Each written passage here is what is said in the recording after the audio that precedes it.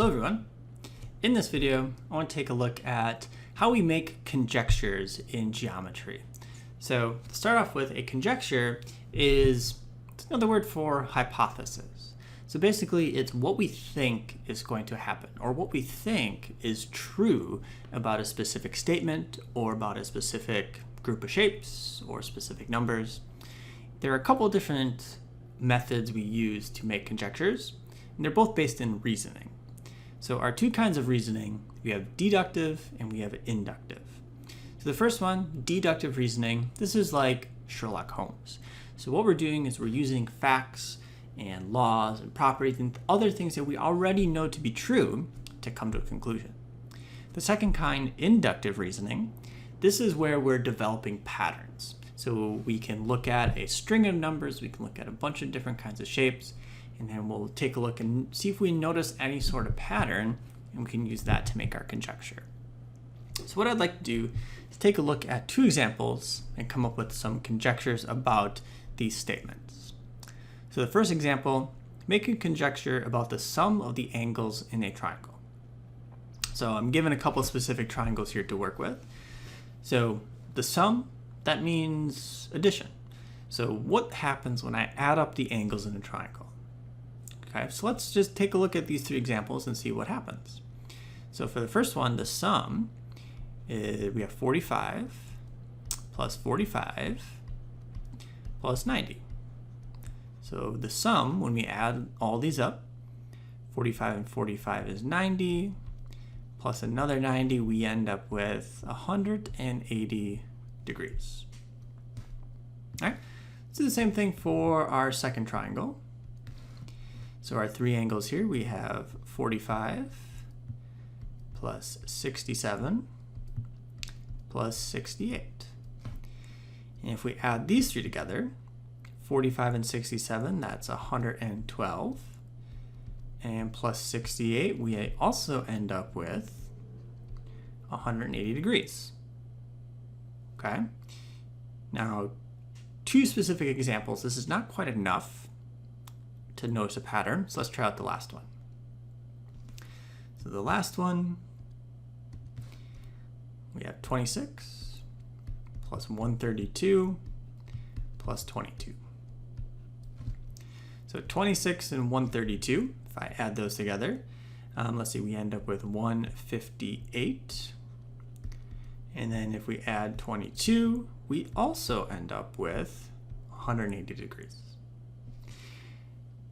Now this may be something that you already knew, but testing out these three examples, we do end up with what looks like 180 every single time.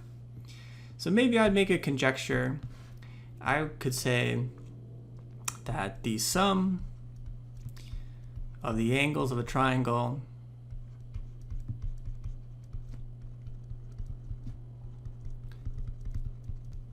is 180. So our conjecture here is that for every single triangle, when I add up the interior angles, we always get 180. Now, just because I have three specific examples here, that's actually not enough to say that this is definitively true. This would actually be something that we have to prove. Later on in geometry, we will do just that. But let's take a look at our second example. So make a conjecture about the product of two consecutive integers. All right, in this case, product, this means multiplication. And consecutive integers, these are two numbers that are right in a row. So one thing that I like to do when I'm trying to make a conjecture is try out a couple different examples. So in this case, I'm going to just make some up. So consecutive integers are things like 1 and 2. So if I multiply 1 times 2, I get 2. Let's try a couple more. Maybe 2 and 3. These are numbers that are right in a row. 2 times 3 is 6. Maybe let's do a couple numbers that are a little bigger. So let's do like 7 and 8. And that gives me a result of 56. Integers also include the negatives, so we might as well test out a couple of those.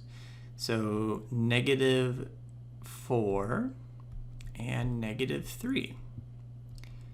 Okay, those are consecutive. The negatives cancel out, we end up with +12. Integers also include 0, so maybe we should test that out. So 0 times 1, we end up with 0. Now looking at my results, I wanted to figure out what these all have in common. The only thing I'm noticing right now is that these are all even numbers. So that seems like a pretty good conjecture. So I'm going to say that the product of two consecutive integers